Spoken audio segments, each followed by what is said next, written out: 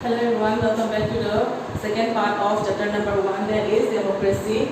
So today we are going to discuss about the history of democracy. Now first let us see about Indian democracy. Some of the earliest instances of democracy can be seen in India around 600 and 500 BCE. BCE is same as before Christ. BCE stands for before Common Era. So between this era, we can see India established a democratic republic, and in the state of Vijay and Kalinga.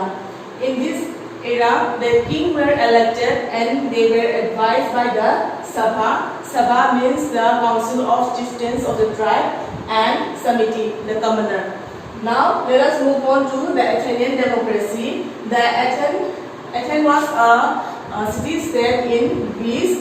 And we can see some of the earliest form of democracy in this city also in 500 BCE. And Solon was a lawgiver who gave in the year 594 BCE. He gave at Greece the first comprehensive code of law. And Clisthenes in 510 BCE, he abolished the king and established a monarchy and established one of the world's first democracy. And that democracy was a direct democracy. Direct democracy means they are not going to elect a representative. They are going to form laws and policies for themselves. They are going to participate directly in the making of the policies and laws through voting. But this kind in Greece also, it was not an ideal form of democracy, because here also women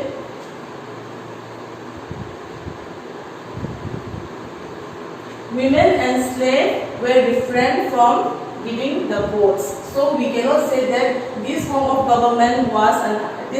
democracy was an ideal form of democracy. Now let us move on to early Rome. In Rome, in 510 BCE, the monarch was abolished and a democratic form of government was established. After the long 12 years of struggle between the patricians, that is the ruling families, and the plebeians, that is the common people, a series of laws were passed. And the law were called Law of 12 Tables, where the common people means the plebeians were given certain rights. Now let us talk about England and the Magna Carta. In the year 1215 BCE, the King of England signed this Magna Carta. Here the king agreed to restrict some of its power and give some rights to the people. And it also includes a writ called habeas corpus, which gives the people the right to appeal if he or she is imprisoned without giving proper reason. Unjustly moda have the haba. Police the haba can super get of die, when the arrest warrant out die, imprisoned of super valid reason, imprisoned of the gate, Marabu. Do Kayumba, valid people we can appeal to the court. And this habeas corpus became one of the most important features in the democracy. Democracy democracy and habeas corpus important features even in India we have this writ called habeas corpus. Now let us move on to Europe and the Renaissance. During the 14th century, I would say in the end of 14th century, this movement called Renaissance took place in Europe, where the common people started questioning the role played by these church and monarchs in their lives. And they also rediscovered the democratic principles of Athens and the Rome. Now let us move on to Age of Enlightenment, that is from 17th and 18th century CE. Enlightenment means having better knowledge about a subject or a situation. Here they developed this theory of modern democracy, and they also define some of the essential elements of democracy, which are equality, which means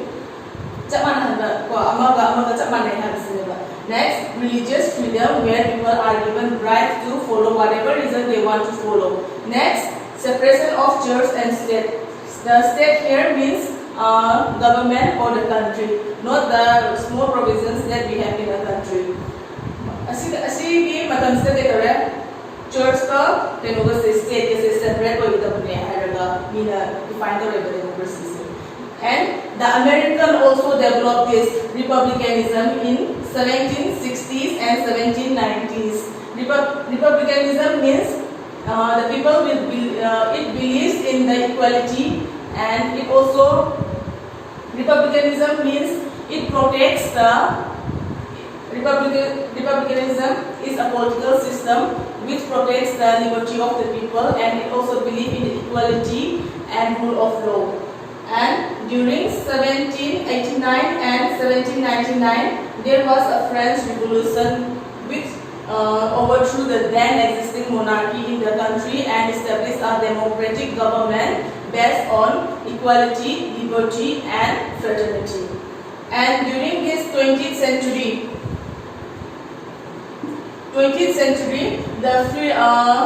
the American fight of independence and this French Revolution, it inspired many other countries to emerge as a democracies, and some of the countries emerged as a democracy as well, like India, Germany, Greece, and Japan. And this 20th century also we witnessed some of the devastating war, like we had already witnessed two world wars have been witnessed around the 20th century powder, and it become very asi war so that ni mayam ama sirakwa aduga mi destruction mayam ama thoklewa aduna mi na territory kana destruction, it caused so much destruction that a global kind of organization was required. Global kind of organization required the United Nations. This organization binds all the nations in the world, and it was for the liberty, equality, and for friendly relation of the countries. War amaga country amaga peace, world peace democracy, the United Nations has established. So democracy became one of the most popular and preferred form of government in today's world. Why is it so? To understand it, we need to understand some of the key elements of democracy. First one is rule by the people. So who is the ruler, or who is the person who is going to rule the country is decided by whom? By the people, isn't it? Through election. So it means that the people have supreme power in a democratic form of government. And next one is justice and equality. Justice and equality are considered as the two pillars of democracy. Justice means giving the people what is due to them, and equality means that everyone is equal before the law. No one is going to discriminate you on the basis of your sex, caste, and religion. Next one is it also guarantees some of the basic human rights to every citizen. Some of it are, first one is the right to freedom of speech and action. Every individual has the freedom to think or write or say whatever he or she feels like. And next one is the right to equality. Right to equality means everyone is equal in the front of the law. No one is going to discriminate you on the basis of your gender, education, your caste, religion, race, etc. And right to freedom of religion is also included in this part. These rights you should study from your textbook. Now let us move on to the rule of law. The rule of law means everyone is equal before the law. Means even the president, prime minister, or even the king, they can't have special treatment from the law. Everyone is equal. Next, separation of powers. It also gives the composition and the separation of powers between three bodies of three organs of the government. that is legislature. First one is legislature. So legislature consists of the people who we elect through election, or we can say parliament. Parliament agar this body is a law making body. It reflects the wish of the common people who had elected them. So this body means law making. It is a law making body, and these laws again were implemented by a different kind of body that is called the executive. Executive consists of some of the powerful minister and is led by a president or a prime minister. So these laws made by this legislature are put into practice by this executive. Now let us move on to the third organs of government or democracy, that is judiciary. Judiciary means the court system. The judiciary will check if these two organs are doing their work properly or not. It is separated, they can't influence this judiciary. So it is, suppose certain rules are passed against the liberty or against the rights of a person, then the person can appeal to the court and the verdict, the judiciary will give its verdict, and even they can abolish that law. Now let us move on to the next key element of democracy, that is the governance for the public good. So unlike in monarchy and dictatorship and other form of totalitarian government where the wish of the king or the ruler is very important, irrespective of the welfare of the people, in this form of democratic form of government, the welfare of the people should be the priority of the government. People elect, ruled by the law. So the people who make them a ruler or prime minister is the people, right? So they have to work for the welfare of the people. Otherwise, in the next election, the people may choose another leader or another party. So the post of the ruler in this democracy are very temporary. They are not permanent.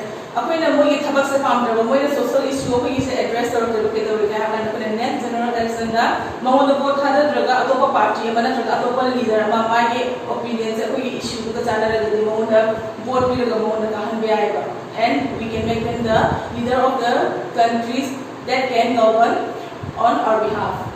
And last, not the least element of democracy is the participation of the citizen in politics and in political life. So the main basis of is the participation of the people, isn't it? Citizen ki participation level kind of democracy ki our of the higher key features like rule by the people and governance for the public good. My participation is very important. So the citizens, they participate in politics by through election, and if there is a certain rules which goes against the will. Hello everyone, welcome back to the second part of chapter number 1, that is democracy. So today we are going to discuss about the history of democracy. Now first let us see about Indian democracy. Some of the earliest instances of democracy can be seen in India around 600 and 500 BCE. BCE is same as before Christ. BCE stands for before Common Era. So between this era, we can see India established a democratic republic, and in the state of Vijay and Kalinga. In this era, the king were elected and they were advised by the Sabha. Sabha means the council of chieftains of the tribe, and Samiti, the commoner. Now let us move on to the Athenian democracy. Athens was a city-state in Greece, and we can see some of the earliest form of democracy in this city also in 500 BCE. And Solon was a lawgiver who gave in the year 594 BCE. He gave at Greece the first comprehensive code of law. And Clisthenes in 510 BCE, he abolished the king and established the monarchy and established one of the world's first democracy. And that democracy was a direct democracy. Direct democracy means they are not going to elect a representative. They are going to form laws and policies for themselves. They are going to participate directly in the making of the policies and laws through voting. But this kind in Greece also, it was not an ideal form of democracy, because here also women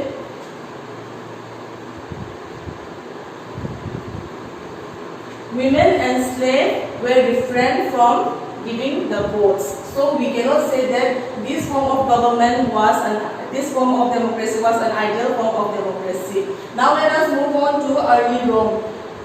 In Rome, in 510 BCE, the monarch was abolished and a democratic form of government was established. After the long 12 years of struggle between the patricians, that is the ruling families, and the plebeians, that is the common people, a series of laws were passed.